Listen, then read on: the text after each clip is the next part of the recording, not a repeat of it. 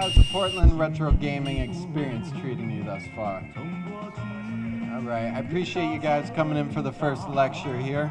You know, it's bright and early and you probably want to be out there, so I appreciate your presence.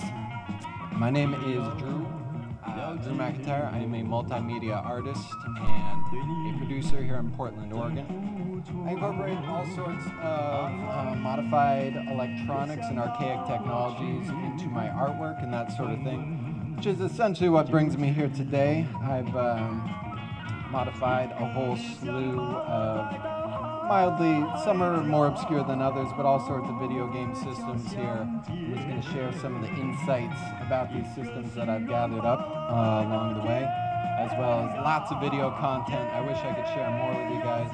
Kind of recorded as much as I could in a mad rush before things went down. So, yeah, let's get some of the affiliations first and foremost out of the way here. I work with a label here in Portland, Oregon called Circle into Square. Got some free CDs by the door on your way out. Feel free to grab a couple or grab one or whatever you feel like, but it's gaming unrelated, but everybody could use some good tunes, you know what I'm saying? So, without further ado, my other affiliation.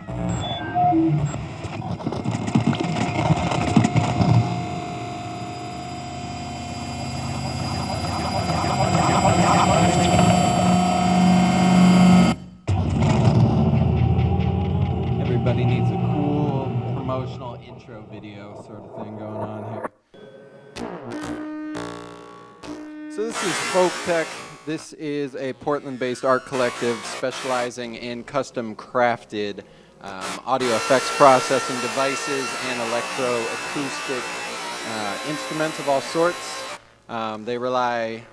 We rely heavily on modified electronics of all sorts. Once again, primarily in the audio realm. Sonic qualities range from everywhere from industrial noiseescapes to sort of fractured, lush, lullaby, poetry, goodness.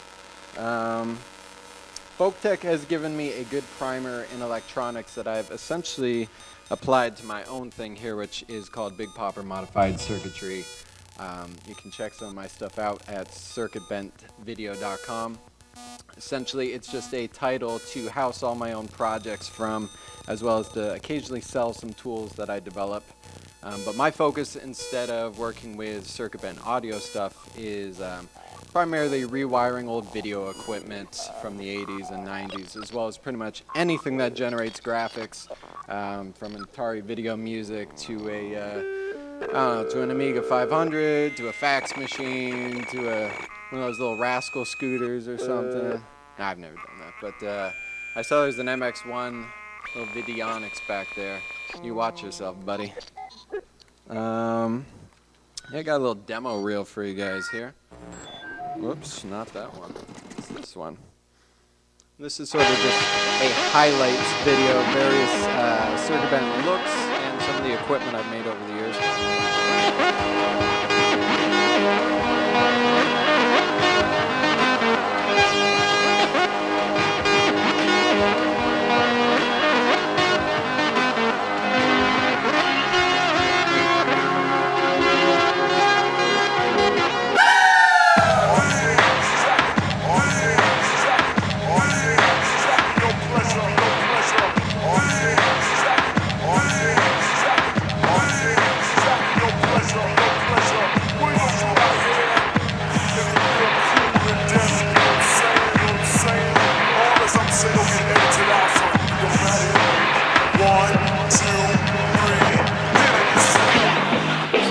Sega Saturn right there.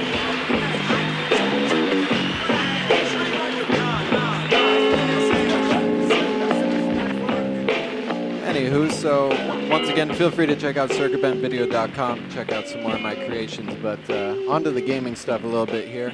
So, I started modifying the video game systems just a couple of years back, and it was really out of desperation more than anything else. I was out in rural Pennsylvania visiting my grandmother, and I stumbled upon my old Sega Saturn up in the attic, which is a beloved childhood friend of mine. I hooked it up, only had 2 games lying around, not a whole heck of a lot to keep me entertained for too long. So I did what any broke artist would do, and I took to eBay to see how much I could hawk it for, which turned out to only be like 30 or 40 bucks, and I was like, no, I can't do that with a dear old friend such as the Sega Saturn. So I thought it might be nicer to see its memory live on in modified form, that sort of a thing. So I wound up putting it on the workbench and opening it up. And it took a little bit of time, but eventually I stumbled upon an audio exploit that had some rather interesting results. Sounded a little something like this here.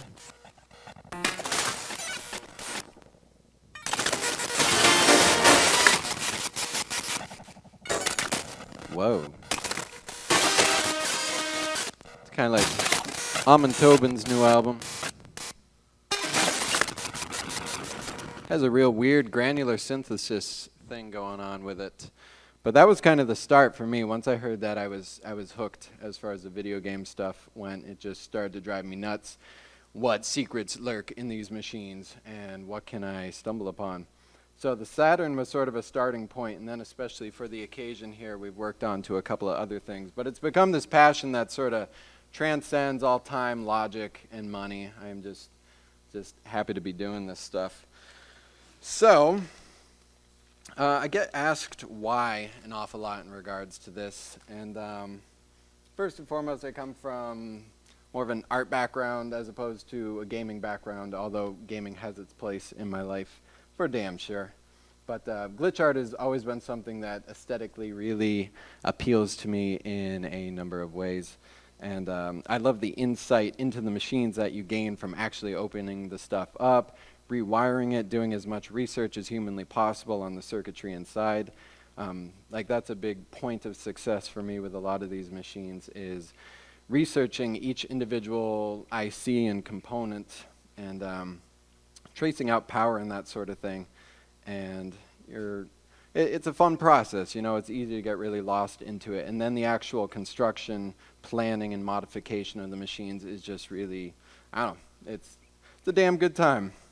Another big why for me is a sort of consumer responsibility sort of aspect. I feel like the entertainment industry, regardless of whether or not it likes it, you know, this is all cool stuff, but at one point or another, you know, it finds its way into the landfills.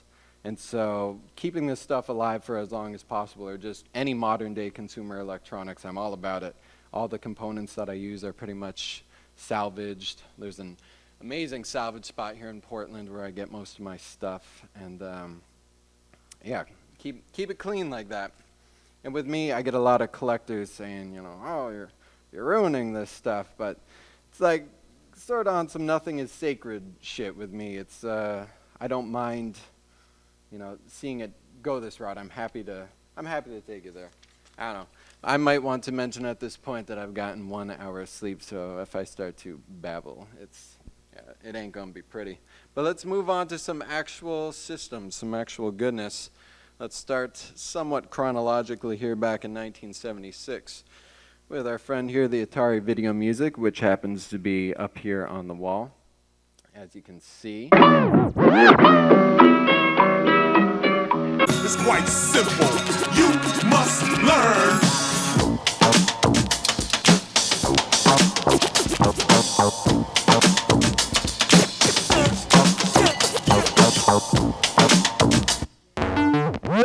And you're getting double trouble too right now, having it up there. This is in its modified state. In the video, you're going to see it start off in unmodified mode. It just creates a lot of chunky, blocky, old visuals.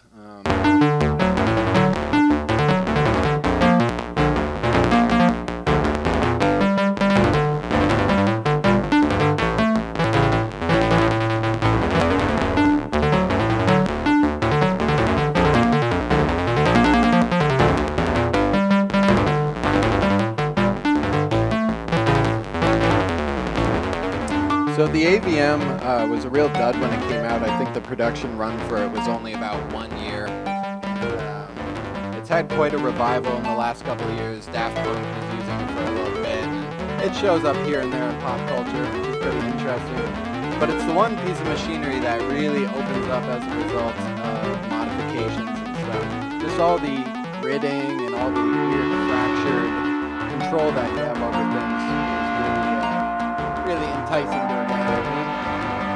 I feel like it actually improves upon it a little more and make it a little bit more futuristic. Another interesting thing about this guy is that it is just an insanely simple layout as far as the... Speak up? All right. I will turn music down a little bit too here. I was saying the other interesting thing about this guy is that it is just as simple as it gets. It has, we've got 3 ICs in here. I guess the integrated circuit that's used, the graphics chip in this guy, was variants of it were later used for some of the early Atari machines. It's just a weird piece of gear. I love this thing and it's a joy to work on, although it is very, very brittle. And it's a shame to see one of these things go down. Moving on into Coleco land. So I've done an awful lot of Colecos simply because they turn up an awful lot, usually with totally trashed housing and that sort of thing. So I will rehouse them and kind of go the video synth route. It's really easy to just turn these into graphics generators of sorts completely, even sans game or anything. This thing just functions as a just as a straight video synth. Here's one of them. This guy right here essentially has a Coleco in it, has its brain, just a bunch of knobs to control various parameters. Get to some video here so you get a better idea. I love this song.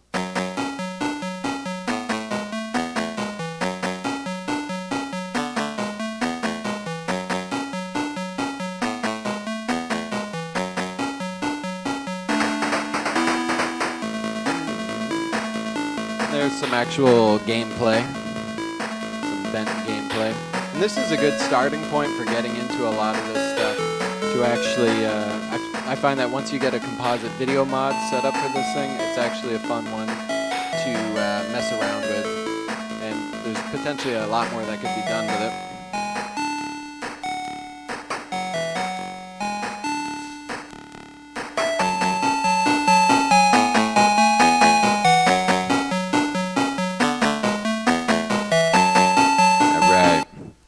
Moving on here to a TurboGrafx 16. I love this guy.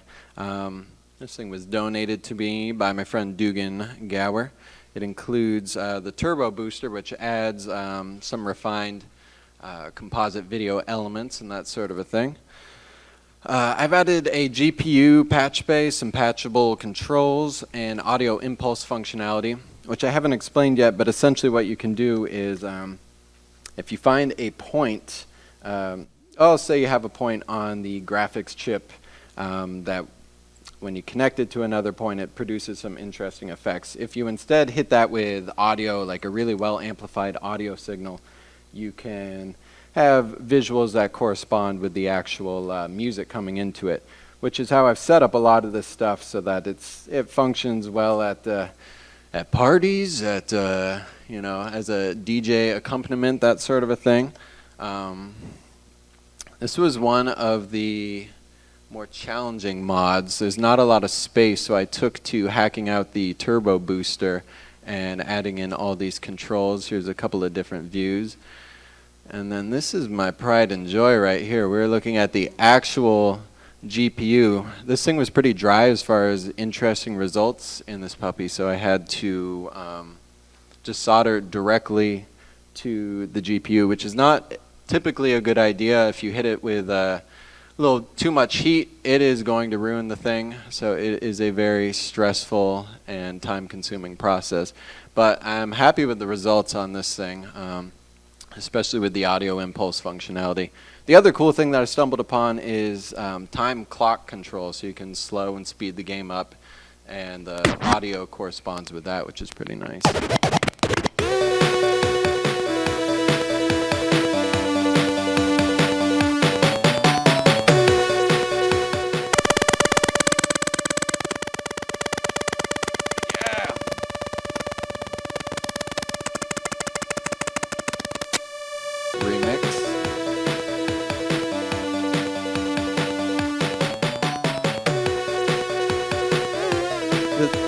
This next screen coming up just kills me. I love this.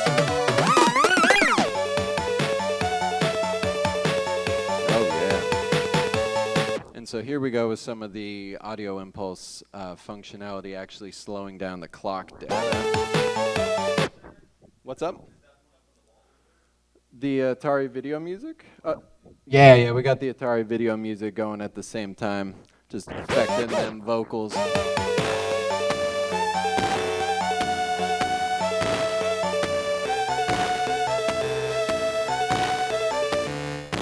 That's my favorite. Thunder.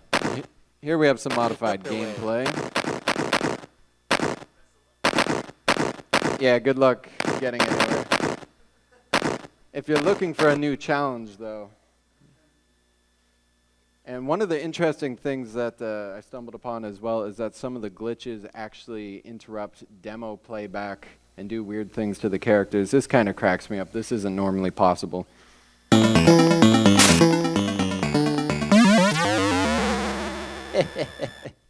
I love it. Here's one of my favorite musical segments right here.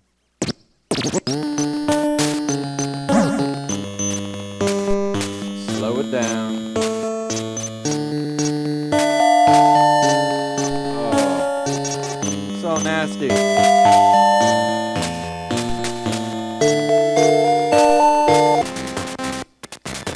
Here's some abstract, modern day instrumental hip hop, you know, where you kind of can't find the beat.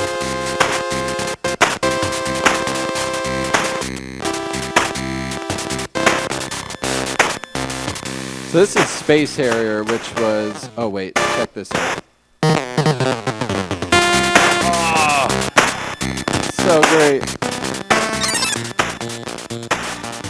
All right, so showing off a little bit of the audio impulse functionality. This is just hitting points directly on the GPU, driving. A good thing to note is that I am routing the actual gameplay back into the machine, and that's the music that's affecting it. So here we go.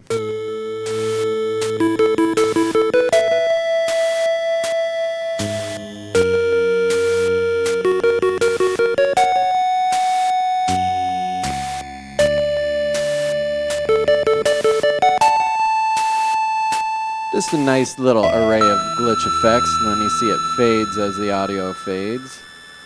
Oh yeah, I think that's it. Oh.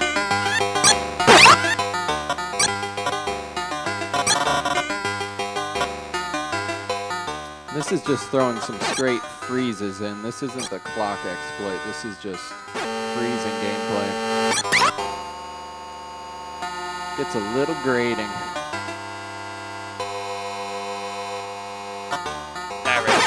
Let's move on. This is a Super Famicom. I've seen an awful lot of experiments with Super Nintendos back in the day, but I was curious as to how the internal PCB layout of the Super Famicom differs from the Super Nintendo. And there are some slight variations, but essentially it's all the same parts. My design here is a little ridiculous. I've got a magnetic patch bay on the front, which is very cumbersome, and I don't recommend making your own machine with a magnetic patch bay. It is annoying. Sadly, I only had a couple of Super Famicom games. I've got, what the heck do I have? Super Mario World and Tetris, so things are a little limited, but let's check that out. Let's check that. Oh, there we go.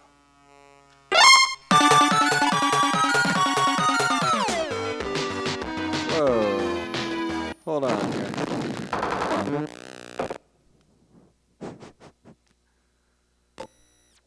The heck's going on? There we go. Speed.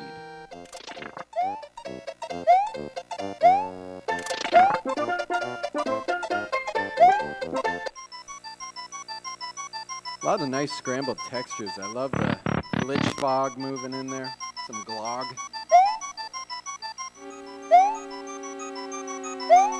This is a game that is very hard to beat in this state. Once again.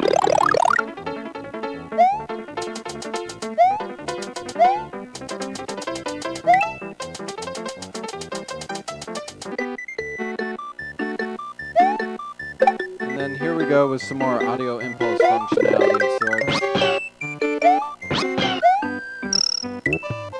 So this, once again, is just routing the sound from the game back into the machine.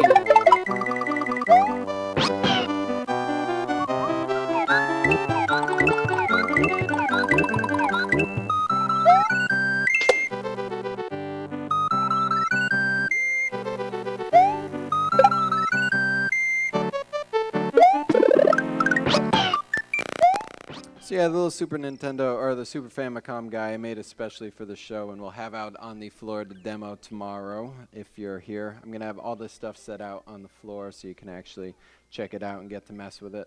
But let's move on to the next guy here.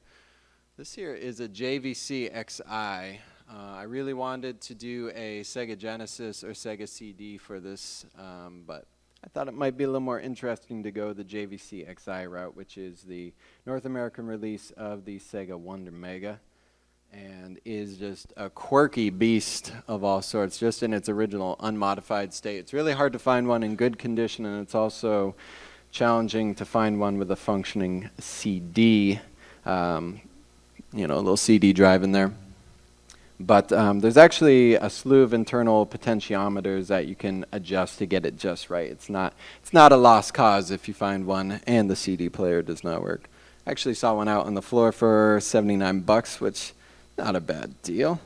But as far as the glitch stuff goes, this thing is a master shredder of sorts. It fragments all gameplay in a really strange variety of different ways. The one thing I find about it that is a little challenging is if you toss a game in there, it is hard to actually retain the game look. It just wants to go off into what I call video synth mode, where it's just fragmented noise and all sorts of craziness.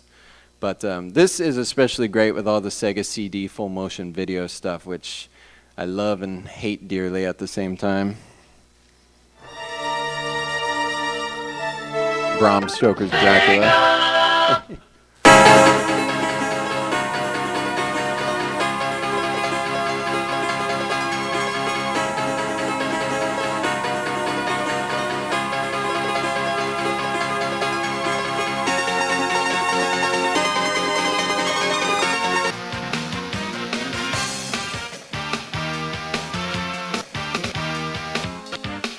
Oh yeah, even a little bit of skippy audio play back there.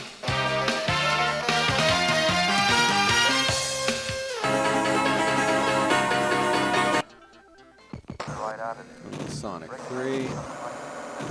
Battle Corps, was that what that was? And then this is Sonic 3 for the Sega Genesis portion.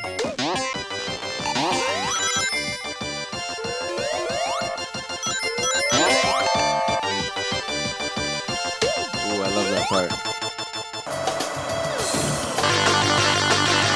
Desert Strike.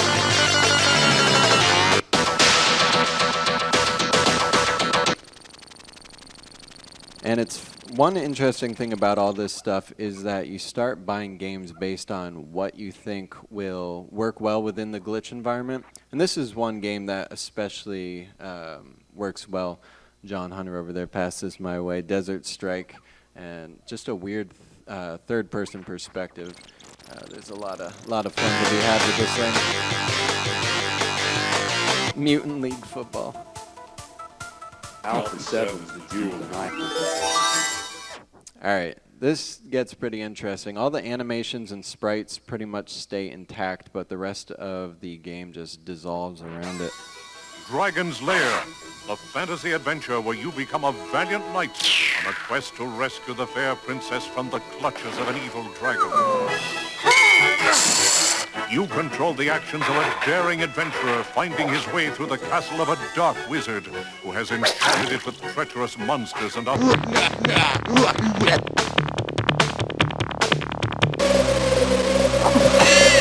Once again, one of the worst games of all time, Dracula for Sega CD. He's beating up crows. He's being attacked by crows. Earthworm Jim, I do love me this game. And this, Earthworm Jim had an awful lot of really interesting elements. Let's actually, there we go.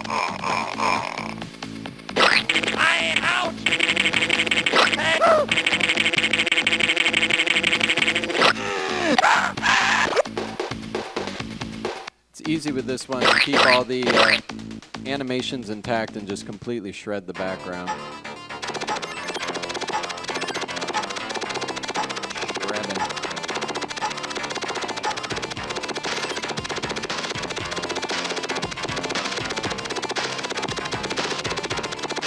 I think it ends with something very loud here in this video reel. Catch it.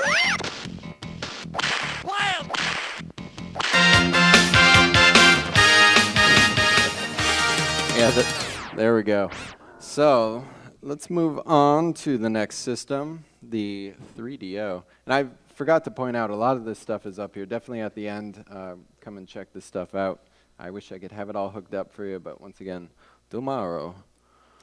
So here we have the FZ10. The 3DO is one of my favorite systems for a variety of reasons, all kind of the wrong reasons. It has a terrible assortment of third-party games that are just absolutely bizarre. Has a plethora of adult video titles, which especially as a kiddo was sort of the thing that kiddo folklore was made of, you know what I mean? That there were porno games out there somewhere in the world. And this has them. But another great component about it is its built-in audio visualizer. Toss in any CD of sorts and you have some horrendous chunky graphics that correspond with it. I call it the pain of the 90s. Inside this thing is all super micro terminal points, and that's really your only access as far as finding exploits. Found a slew of things on this thing that, there we go, there's a view of it without the top on and some fog, some glog moving in. But, so, like I was saying, a lot of the textural restructuring sort of stuff is what you find with this. It's got a unique look and a unique feel, unlike all the other machines. Let's move on to some of the video. This is another one I have clock data control of, so you can slow things down to the point where you actually see the frames refresh, which for a lot of the movies and for installation purposes is pretty dope. So this is the visualizer mode with some light glitching kicking in here.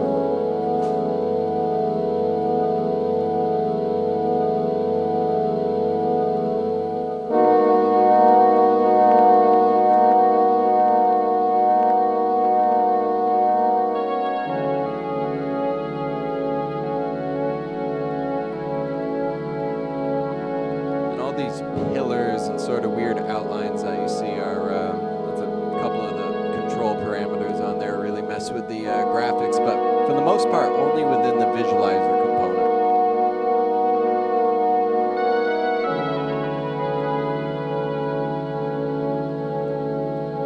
Dreamy.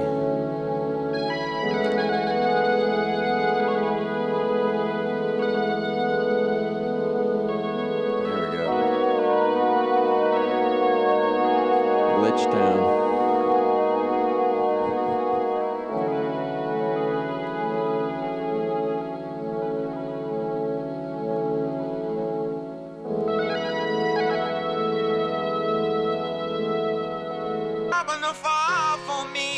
There's another mode of the visualizer that, once again, the graphics distort and kind of shred in a couple of interesting ways. Here we have one of my favorite games of all time, Night Trap, with some clock slowed down weirdness going on here. Check those five girls. From whatever happened to another bunch of teenagers. What's the matter with you, anyway?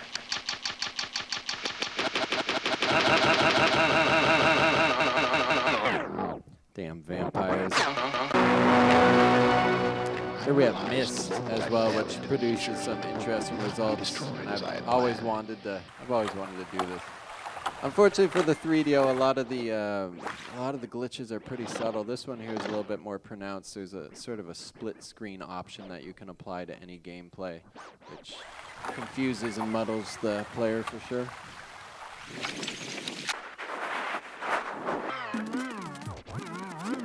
All right, so are there any kids out there? Are we kid-free at this point?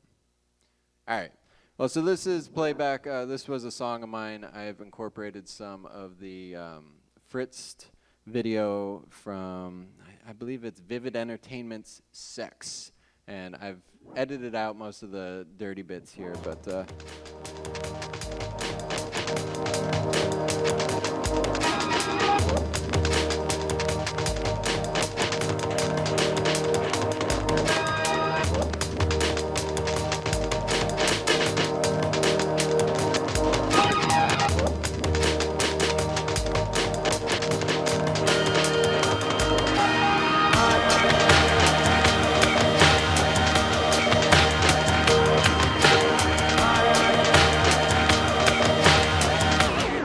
interrupt it, but here's some of that frame rate refresh stuff I was talking about. Just you can slow the clock speed down to the point where it's just a crawl.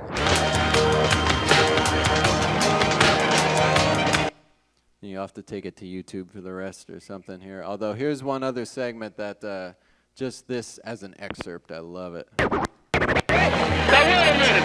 Wait. Ladies and gentlemen, wait a minute. Ladies and gentlemen. Can I please have your attention? Wait.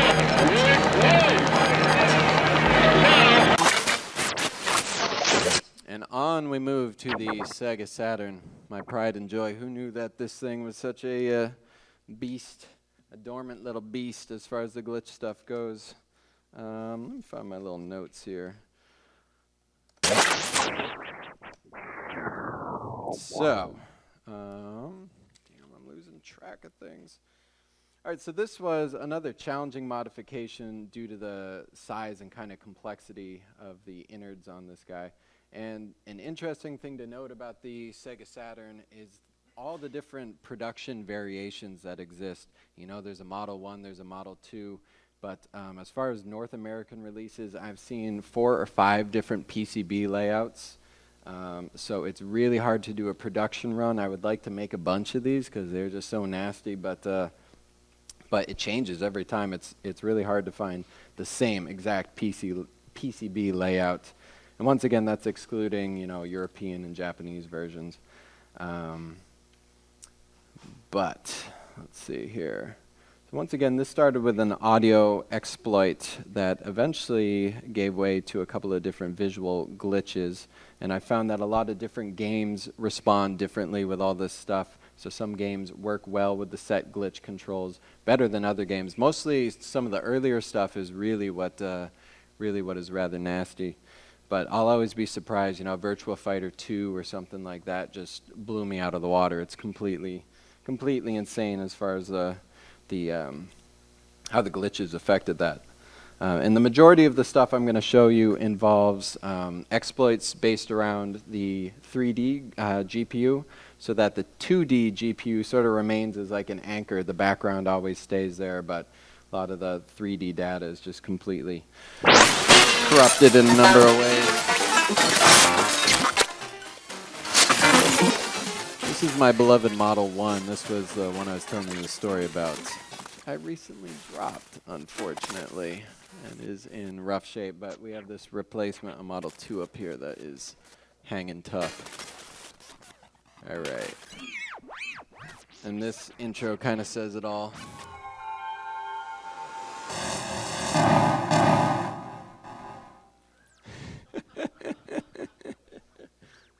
That's my life in a nutshell. Let's see.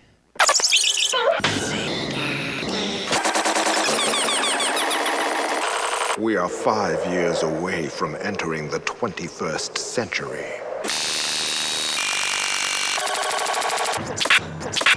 Come a long way. But are you ready? Introducing Sega Saturn.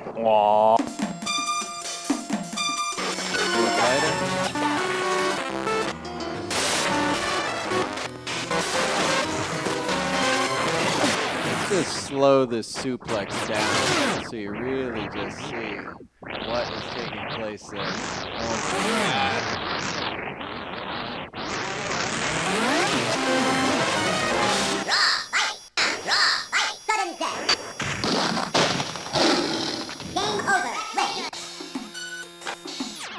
I mean, Look at Akira. He is falling apart. Oh, love it.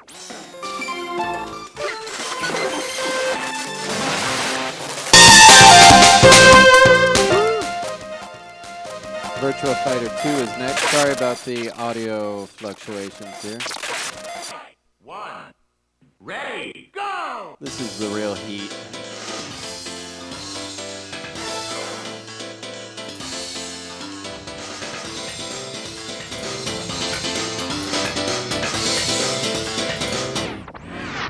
Let's slow that down.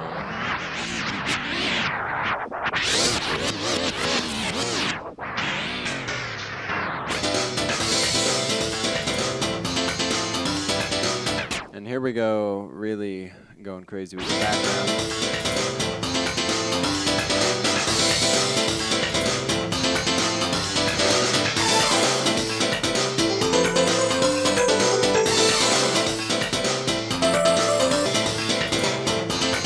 This part is delightful right here.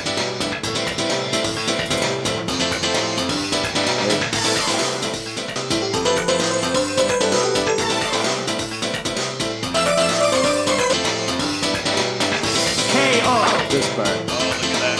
Oh, yeah. Yeah, that's the stuff.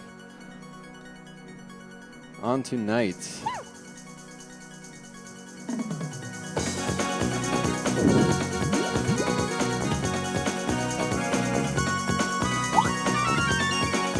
Once again, the 2D GPU just sort of acting as, you know, an anchor for everything else.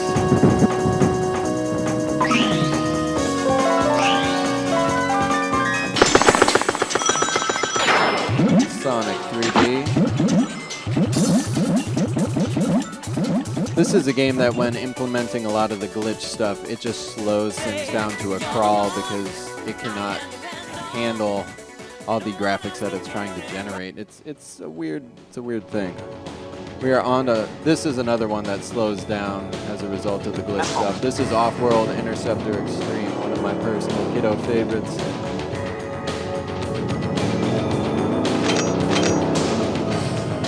Plasma. Airstrike. Nitro. Airstrike.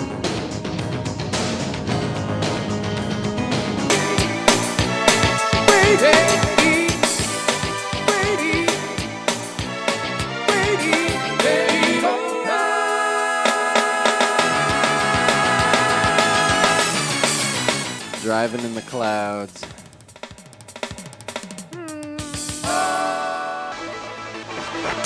Here's the intro to Panzer Dragoon going crazy.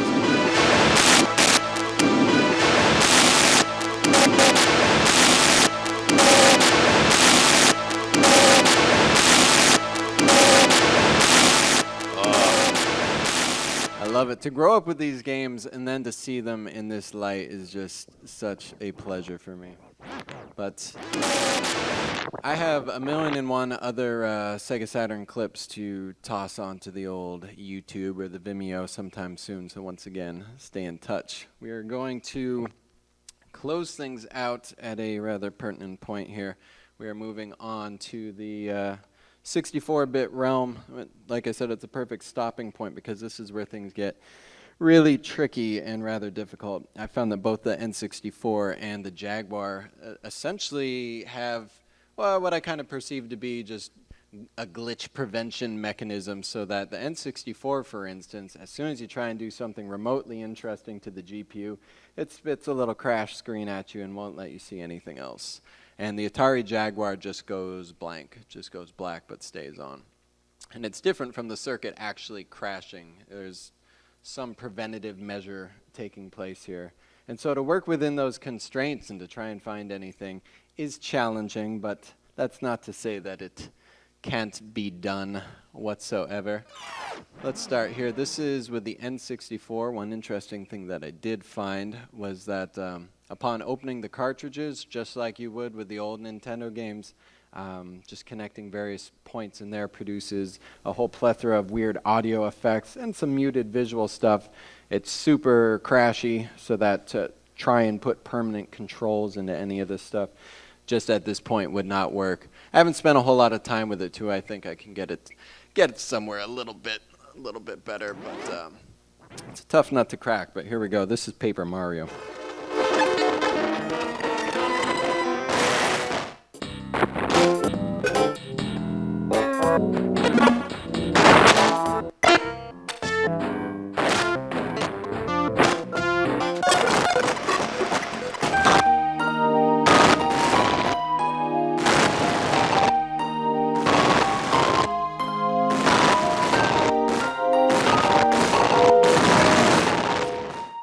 Nice little lullaby. My mom used to sing that to me.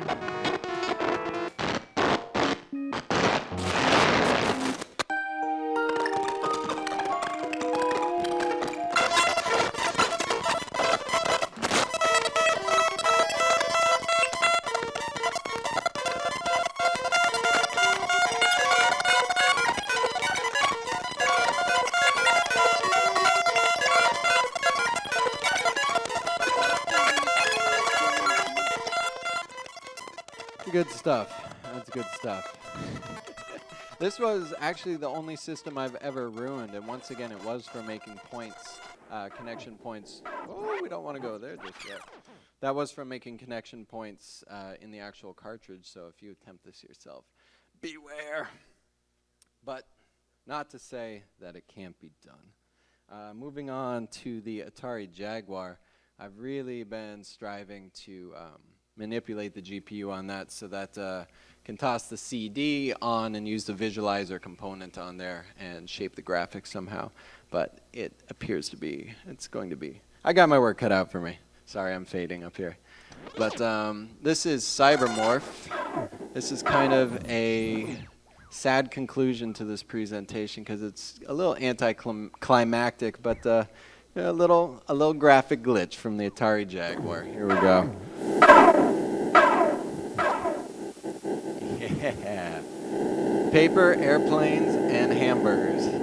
You see them up there flashing at you? Who knew lying dormant within the Atari Jaguar were paper, airplanes, and hamburgers? I feel good knowing that. I can rest at night. All right, well, I hope to be back next year to share more interesting stuff with you. Like I said, I'll be out on the demo floor tomorrow for the entire day with everything you see here and a lot more. So feel free to stop by. Once again, free CDs on the way out if you happen to be interested. Just wanted to say thank you real quick, Mr. John Hunter over there, who has been an invaluable resource this whole way along and who has graciously donated all sorts of equipment, and I owe you big. I owe you for that, kind sir. Big thanks to Toby and Chuck for the opportunity to share all this stuff with you, and for Mr. Dugan, to Mr. Dugan-Gower for once again donating all sorts of gear. So stay in touch, circuitbendvideo.com. I don't think we have time for any questions, but I'm going to break this stuff down, and then if you feel like chatting or anything, I'll be around somewhere out here. So thank you guys so much for sitting through all this. Back to Singapore here. Have a good one. Enjoy the rest of the show. 怎能再老？过去就像那过眼云烟，消失无踪。一切残空。